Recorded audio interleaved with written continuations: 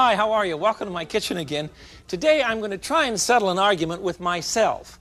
Every once in a while I go to a home of lovely people who invited me for dinner, and they've spent hours making hors d'oeuvres beforehand. Then they serve dinner. Really, we shouldn't be serving hors d'oeuvres ahead of time. You either serve an hors d'oeuvre buffet, what we call the American cocktail party, and it is American. It is our baby. The rest of the world has taken it up after we did it. You either serve an hors d'oeuvre buffet or you serve a dinner party, but there's no reason to do both. So today I'm going to talk about serving an hors d'oeuvre party. It'll be fun, and some very interesting dishes for you that aren't complicated, they're not expensive, and they'll put on a great show, because that's the point of the hors d'oeuvre party. You want everyone to have a good time.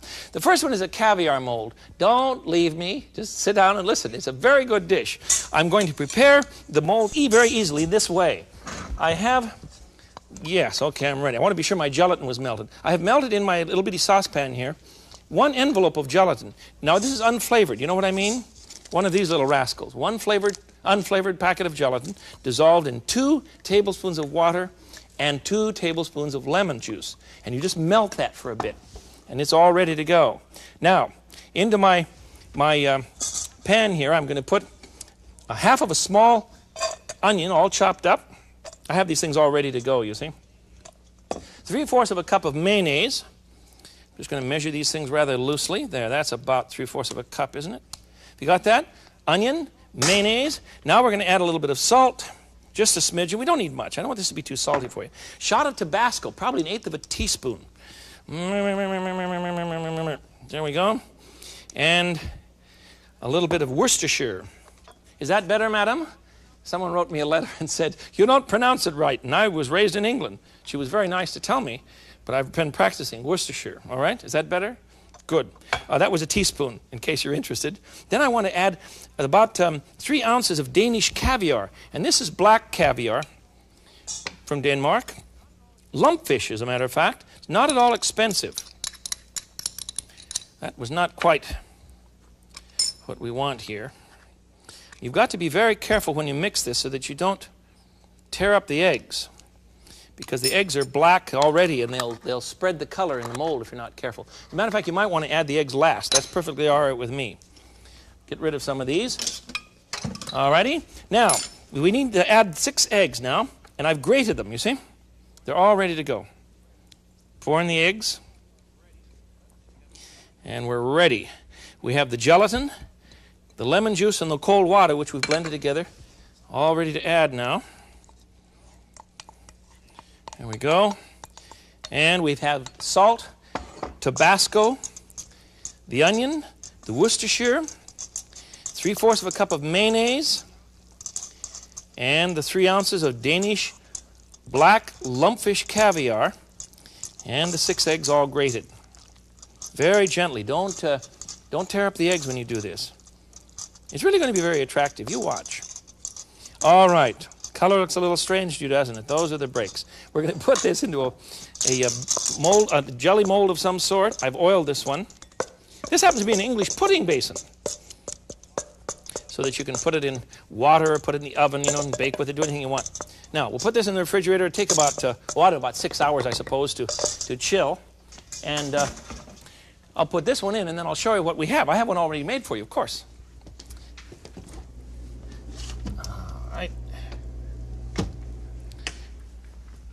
Here it is. Interesting looking dish, isn't it? And what we're going to do is to put a bit of egg on the top. I'll grate some egg so that, find my egg grater, here it is, so that we can improve the color. A little bit of grated egg on top will be just gorgeous. Just let it fall all about. You see? There we are.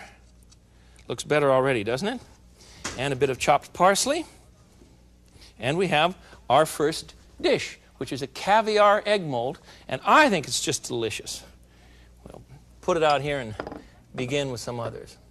A second thing that I want you to play with when you're doing an hors d'oeuvre buffet rather than a dinner party, you see. For a dinner party, I serve a few olives, maybe a chunk of cheese, and a glass of very, very dry sherry. Don't serve hard liquor before dinner parties.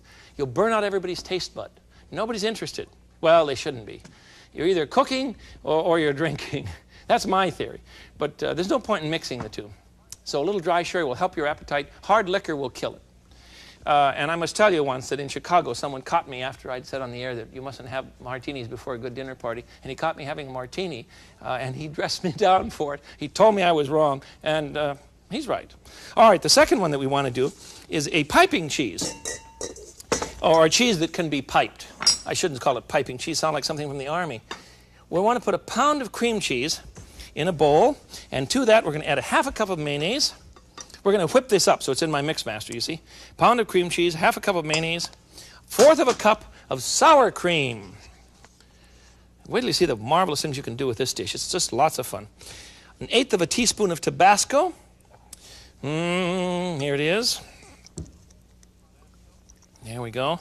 Little Tabasco. You want things a little bit hot on the hors d'oeuvre tray if you're drinking, you see. And that's the point of a cocktail party. Supposedly, we drink and relax and talk with one another. That's the theory. Sometimes it works, and you know as well as I, sometimes it doesn't. But we'll hope your parties are good ones. About a tablespoon of soy sauce. Soy sauce in cheese? Yes, I'm doing the cooking. It'll work. And we need some Worcestershire. A little shot of Worcestershire. About a half a teaspoon. And some dry mustard powder. I'm going to put in about a half teaspoon of mustard powder. This is English mustard. You see, Coleman's, I think this is the best one in the market. I just love it. That's a good product. Now we want 3 herbs and a half teaspoon of each. Basil, a bit of basil, a bit of oregano, same amount, and a bit of thyme. Excuse me, how'd the parsley bottle get in there?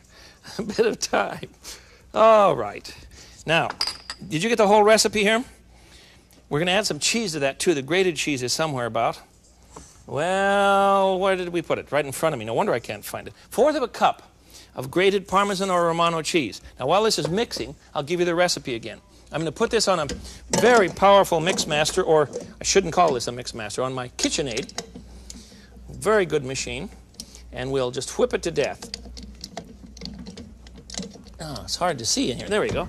Now we've got it. Okay. Start slow on this,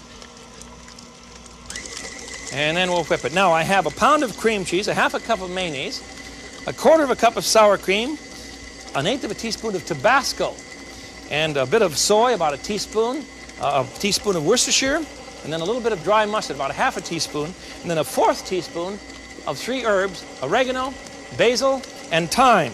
Then I added a fourth of a cup of Romano or Parmesan cheese. There we are. Let's put in a little bit of salt and pepper, too. It's certainly going to need it. Just a bit of salt. And we'll crack in some pepper here. Remember, I don't use pre-cracked pepper. Remember that? Terrible stuff. Has no flavor at all. Okay, it's done. Now, let me show you what we have and what we can do with this, because it's fun to play with. And the kids will love to play with this. It's just a marvelous, very heavy, rich paste. And we want to put this into a piping bag. Now, if you don't have a piping bag, let me show you how to make one. I have a triangle of plastic, very thin plastic that you use for lining windows and all. I'm going to use this, or you can use parchment paper, or very, very heavy wax paper. Don't try aluminum foil, it'll go on you. The triangle goes this way. Can you see that? I think so. Holding it thusly, you want to form a tube. You just clip it around here. You've seen me do this before. So we'll make a piping bag out of this very, very quickly. And I'm really into using this light plastic in the kitchen a lot. It's just, it's great stuff. You can use it for pounding meats, tenderizing meats in between plastic. Drop the piping tube down into the bag here. You see? Now holding on to the bag, we'll put some of the cheese down the very center. There we go. So we can fold up the bag now. Now watch, you want to just fold under the tops here and bend it down this way, thusly, so that you can control it with one hand, you see? I've seen demonstrations by formal French chefs in which they suggest that you twist the top of the bag and hold on to it with this, so you have to work with 2 hands. Well, this way you have only 1 hand to work with. Works great. Show you what you can do with it. For instance, a cherry tomato. Can you see all of this? Cherry tomato. You cut the little bitty rascal about 2/3 through, and then open up his mouth and fill him with piped cheese. You see, like so. The crew calls this a Pac-Man tomato. Isn't that awful? A Pac-Man tomato indeed. But they're very nice for the hors d'oeuvre party. There we are. Put two of these aside. Let me show you another stunt. If we use some crackers, small little crackers here, we can pipe a flower on the top. Oops. That's why you need your hand free. You see that? You don't want things jumping around. So it works much better to hold it this way. You see? Put your hand in such a way that when you bend, the pressure from your fingers goes down towards the palm of your hand. So it goes this way, and it'll pipe right away. You see? From your fingers down to the palm of your hand, or the base of your hand. Works beautifully. All right, let's try it. I have some clams here, little bitty baby clams. These are smoked, and you'll put 2 on each one. That's a big one. And a couple more here on each one. Another. And another. Now that looks a little drab, doesn't it? So what we have to add are some parsley trees. And parsley trees are very simply made. Thusly, you take a sprig of parsley and just pull off the tiny little sprig, you see? This little bitty piece. So that we wind up with one little tree. And we'll put that right on our clam and pipe cheese hors d'oeuvre. The term hors d'oeuvre in French, you know, means a little work of art, supposedly. It doesn't mean a meal. And you and I just get carried away with hors d'oeuvres before dinners. We shouldn't have to bother. I really don't believe in it. All right, we'll set these aside and go on to some others now, if we can find room here. There are all kinds of things you can do. And the idea, of course, is to invite your guests in, give them a glass, introduce them to people that they've not met before, preferably, someone really exciting and new and different, and let them go and have a good time. And they should be struck by the table. It should have some nice color and that sort of thing. All right, so our piping cheese, we have some stuffed cherry tomatoes, some little clams on piping cheese, and now we want to do an artichoke and curried egg dip, or a spread, or whatever you want to call it, that I think is just delicious. There we go. I want to chop up 6 eggs, 6 hard-boiled eggs. Just chop them up rather coarsely and throw them in a bowl. Where did I put my bowl? Here we go. No. We'll use one of these. Chop up 6 eggs rather quickly, and then we're going to chop up a can of artichoke hearts. And you don't want this one to be too fine, so this is going to be called a curried egg and artichoke spread.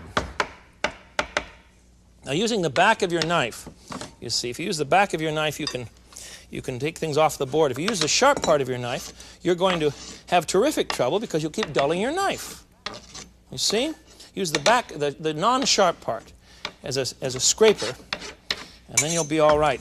Now, 1 can, I've used, better be sure these are drained here. There they are. 1 can of artichoke hearts, and we'll chop these up very quickly.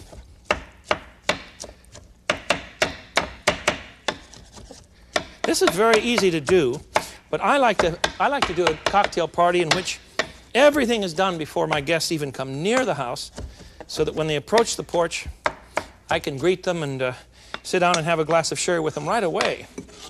That's the best way. You shouldn't have to be doing anything at the last minute. That's the mark of a good entertainer. You know, you don't do anything at the last minute. Okay, now into that we're going to add 1/4 cup of mayonnaise and 1/2 cup of sour cream. I'll start with the sour cream. And some mayonnaise. 1/4 cup of mayonnaise. There we go. That's about right. Sour cream. And the only other thing we need is some salt and pepper. And then a little bit of curry powder. And I don't know what to say to you about the curry powder, because curry powder is vary in strength so much that you have to really choose your own kind. That's a good one. Heavy with turmeric. Put in a little bit of curry. Mix that up. And we have an egg and artichoke spread for crackers. And if you don't use a bigger bowl, you're going to have an enormous mess all over your counter. Let's do that. Here's the bowl I was looking for. That's better. Okay, that's better. Much quicker. Okay, there. Now, let me show you something. If you put this in the kind of white bowl that I just had, and we're going to spread this on crackers, you see, it really looks very unattractive and rather drab. So I think what you should do is to put a bit of color on it, and I'm going to use some grape leaves. You see, just stick them right down here on the side and let them point right out so that you can have an additional bit of color. Color is very important on a table, particularly in a cocktail buffet. That helps, doesn't it, huh? Isn't that pretty? Parsley, I agree. You're right. Okay. There. Feel better? Now let's put that one aside and show you some more. My mother is fond of making a cream cheese dish with salmon, and she adds a smoked flavor to it that I think is awfully good. So you can buy some canned salmon and then use some smoke on it, or you can poach your own salmon fresh. This canned salmon has to be handled very carefully. You've got to remove all the bone and skin. I've done that, and then I ground some up for you, and I'll show you what I have. Let's just trade these. I've ground up this amount of salmon, you see. It's a 1-pound can. Now to that, I'm going to add a bit of cream cheese, namely half a pound. If I can find my cream cheese here, it should be right in front of me. Here we go. Half a pound of cream cheese to my pound of salmon. There we go. And some liquid smoke. I'm using Wright's. There's another brand on the market. I don't remember the name of it, but just a squirt of this. Probably half a teaspoon. There we go. That should be plenty. And a tablespoon of horseradish. A good fat tablespoon of horseradish.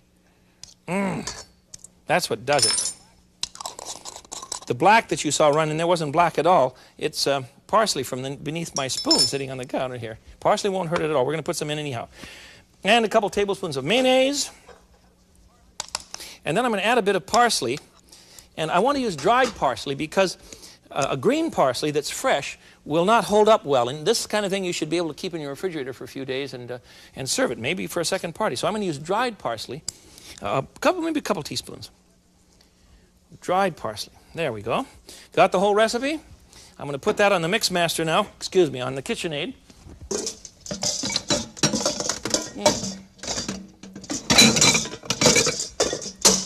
And we'll mix it up. And I'll give you the recipe again. In anticipation of a crowd full of people. Remember, they're not coming to eat dinner.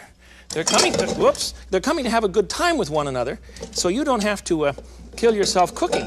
But it does take time to prepare the little things. And it's the little things that makes the party go. It's the little garnishes and that sort of thing, you see? Okay, in my bowl then I have the salmon, 1 pound or a pound and a half if it's fresh because you'll lose a lot of moisture. We added a little bit of liquid smoke, about a half teaspoon, a tablespoon of horseradish, a bit of cream cheese, a half a pound as a matter of fact, a couple tablespoons of mayonnaise, 1 teaspoon or 2 if you like, of dried parsley flakes. And now we're going to add the last ingredient. This is mixing now, 1 tablespoon of lemon juice.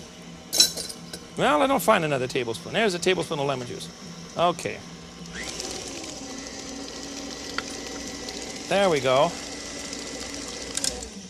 Now this spread is very, very rich. Very, very rich. If you make this with a fresh salmon, it will not be quite as moist as this, and you won't have to use a bowl. But in this case, we're going to use a bowl. And we can't just stick it on the table. We're going to have to do something a little more colorful than that. So I've prepared a little bit of green hearts of romaine, and we'll make a quick pattern of 4 here. Anything to add color, anything at all. There we go. Now you crunch the dish in the center here. You see? Put the salmon in the middle. There. This is really a delicious dip. Nice spread. All right. And now we'll add some crackers to the edges here, which will also add to the color. And we'll have it ready for the buffet. I want them to come in and be absolutely startled as to which one they want to try first. You know, they're confused. I love to confuse people that way. That's good. All right, let's put that on the counter. Where? Well, who knows? Let's try this spot.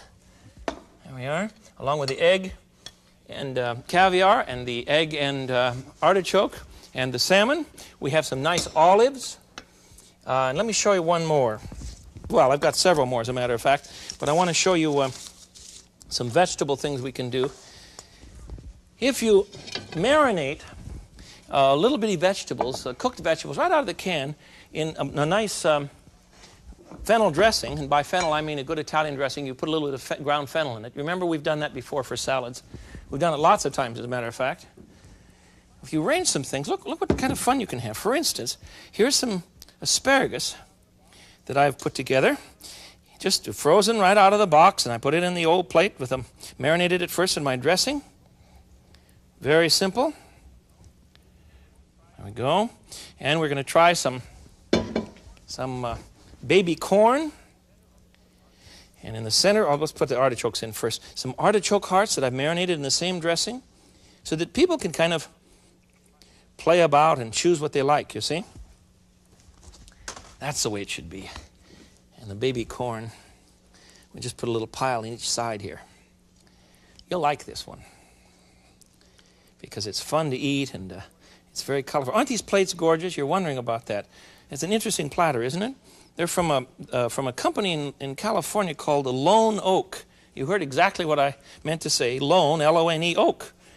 And they make them in white porcelain, and this is a bisque porcelain. It hasn't been fired as long, you see? There. Isn't that gorgeous? I just love it. We'll put that in the middle of our buffet, so when people come in, come on, let these little rascals lay down here. When people come in, they know that their presence is appreciated in your house. And that's the point. A little parsley. Okay. And let's try this one here. Then I have some nice olives. And I want to show you a quick bread trick. If you cut Middle Eastern bread or pocket bread, you see, cut it into small wedges, and then open it up, sprinkle cheese on it, grated cheese on it, Parmesan or Romano, and then toast it in the oven, you'll come up with a lovely hors d'oeuvre that is just great. There it is. There's a whole plate for you. A lovely hors d'oeuvre that's just marvelous for the table. You'll like that. Very crunchy. And finally, for my friend in Tacoma, Linda, look at this one. You're going to prepare in a bowl a bit of chopped onion, chopped yellow onion. See, you don't need an awful lot. A bit of mayonnaise. That's it.